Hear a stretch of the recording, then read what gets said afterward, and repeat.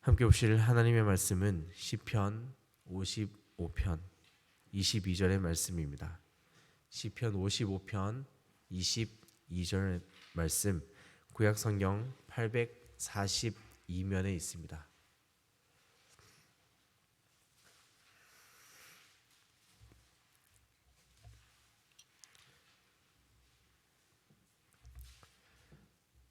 제가 시편 55편 22절 한 절의 말씀을 우리 다 함께 봉독하겠습니다. 내 짐을 여호와께 맡기라. 그가 너를 붙드시고 의인의 요동함을 영원히 허락하지 아니하시리로다. 아멘.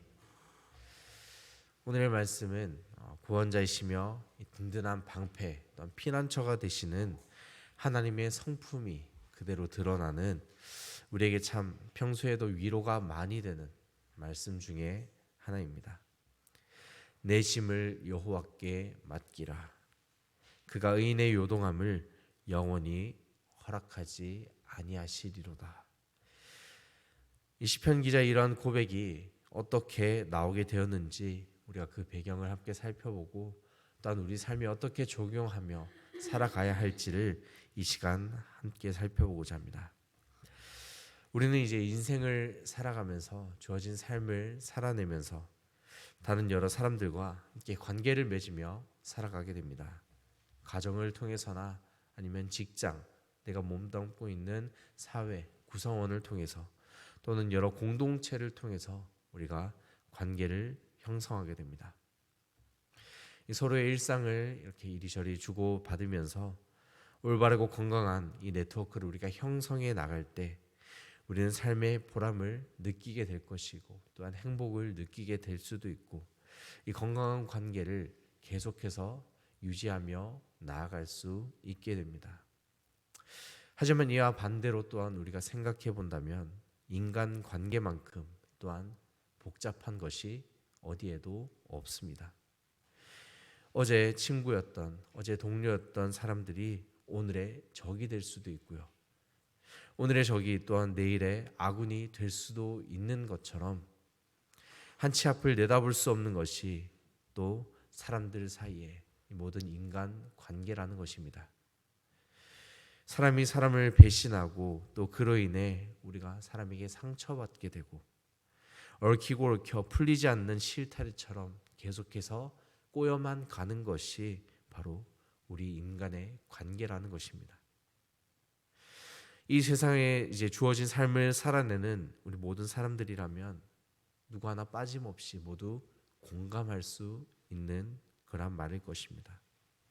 심지어는 우리가 TV에 방영하는 모든 드라마에서도 빠짐없이 등장하는 것들이 바로 이 사람들 사이의 관계의 문제라는 것입니다. 누가 이랬다더라, 누가 저랬다더라, 알고 봤더니 이 사람이 이 사람을 이렇게 했다더라. 우리는 그런 드라마의 내용에 열광을 하고 또한 기뻐할 때도 많이 있다는 것이죠. 그런데 마치 이 드라마에서만 나올 법한 이야기가 오늘 말씀에서도 등장하게 됩니다. 그 주인공이 바로 다윗 왕과 그의 셋째 아들 압살롬, 그리고 어릴 적부터 동고동락했던 친구와도 같은 충신 아히도벨, 이 세 사람의 이야기입니다. 그리고 이 시편 55편 전체의 말씀은 바로 사무엘하 15장의 말씀을 배경으로 하고 있음을 우리가 알 수 있는데요. 이러한 관계 문제 속에서 다윗이 하나님께 탄원하고 있는 시편이 바로 시편 55편이라는 것입니다. 다윗 왕은 어찌 보면 이 당시 세상에서 가장 큰 권력을 가지고 강대국을 이끌었던 위대한 왕 중에 한 명이었습니다. 그런데 그에 비해서 그의 모든 삶이 비록 순탄하지만은 못했습니다. 그를 공격해오는 여러 수많은 문제들 앞에서 늘 고민하고 그 문제들을 해결하기 위해 머리를 써야만 했기 때문입니다. 특별히 오늘 말씀에서는 자신의 친아들뿐만 아니라 어릴 적부터 친하게 지내왔던 충신에게 배신을 당하게 되었습니다. 이러한 상황 가운데 다윗은 탄식함으로 주님 앞에 나아가고 있습니다. 저녁과 아침과 정오에 내가 근심하여 탄식하리니. 매일매일 하루 종일을 근심과 슬픔 속에 잠겨 탄식할 수밖에 없는 지금 이 다윗의 상황, 놓여 있는 상황이라는 것을 우리는 말씀을 통해 대변하고 있음을 살펴볼 수 있습니다. 하지만 이러한 상황 속에서 다윗은 탄식에만 그치는 것이 아닙니다. 거기에서 그치는 것이 아니라 하나님을 다시 의지하고 믿음의 고백으로서 주님 앞에 다시금 나아가고 있는데, 그것이 바로 함께 읽은 우리 22절의 고백이 되는 것입니다. 내 짐을 여호와께 맡기라. 그가 너를 붙드시고 의인의 요동함을 영원히 허락하지 아니하시리로다.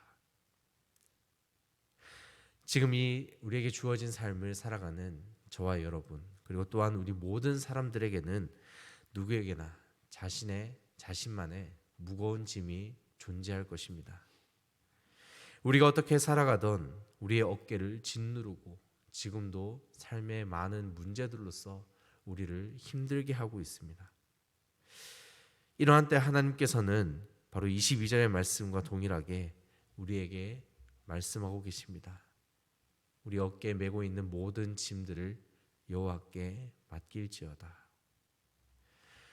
우리가 해결할 수 있는 짐이라든지 해결할 수 없는 문제, 그러한 짐이라든지 우리의 삶에 주어진 모든 짐들을 여호와께 맡기라고 말씀하는 것입니다.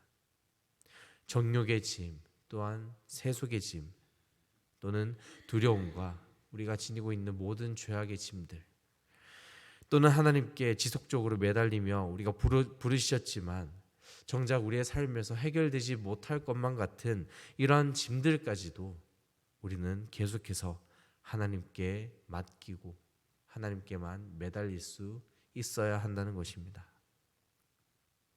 사도 바울 또한 고린도후서 12장 7절의 말씀을 통해 육체의 가시, 즉 인생에서 겪는 무거운 짐들 때문에 3번이나 죽게 간구하였다고 말씀은 기록하고 있습니다. 하지만 그때 들려온 하나님의 음성이 무엇이었습니까?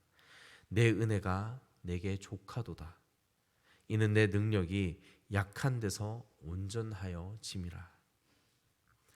사도 바울처럼 우리가 겪고 있는 육체의 가시, 여러 문제들을 놓고 주님께 부르짖지만 내 은혜가 내게 족하다라는 음성이 이 사도 바울 가운데 들려진 것처럼, 마치 기도에도 응답되지 않는 것처럼 우리의 삶에서 느껴질 때, 내 짐이 너무나도 크게만 느껴질 때, 이것 또한 하나님의 침묵 자체가 바로 우리의 영혼을 위한 하나님의 가장 큰 은혜의 섭리이자 응답인 줄 우리가 믿으며 나아가기를 간절히 소망합니다.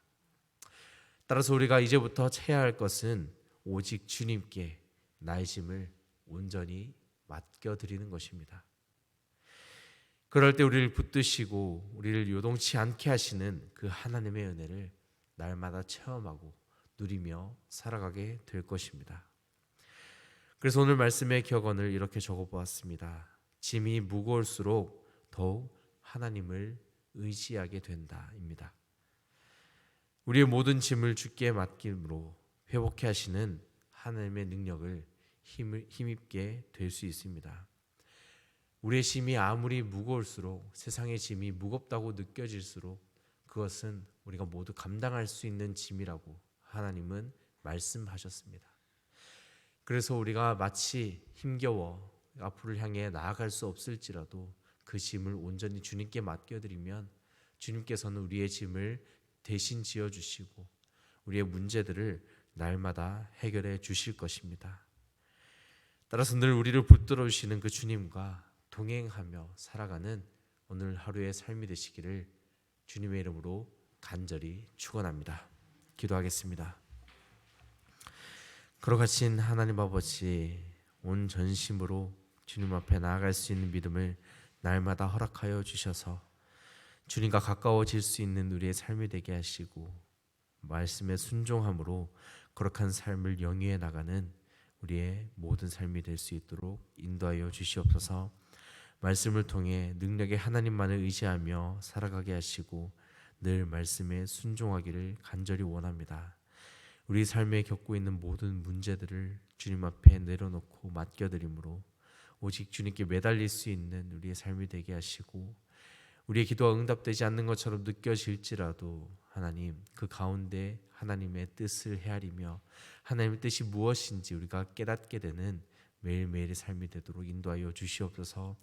늘 주님과 가까워지기를 간절히 소망하며 날마다 기도의 자리를 지켜나가는 주님의 귀한 자녀들을 기억하여 주시고 붙잡아 주실 줄 믿사오며 거룩하신 예수님의 이름으로 기도드립니다.